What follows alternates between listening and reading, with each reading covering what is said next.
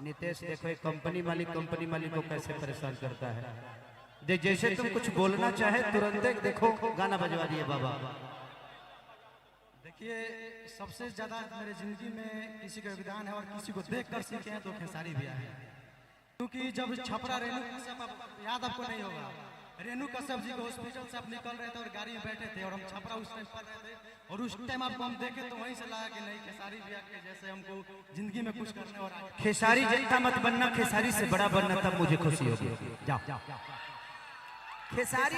खेसारी एक ही को है, आप दूसरा खेसारी कहाँ से है? खेसारी कभी मत बनिए। जिंदगी में किसी को कॉपी करने की जरूरत नहीं है, किसी को आदर्श बनाइए बट उससे बड़ा बन के दिखाइए, तब आपकी पहचान बनेगी। नहीं तो करे खाली बनबो तो के देखी तरह के। आज खेसारी खाली कितना जना गावो तरह के छुनता।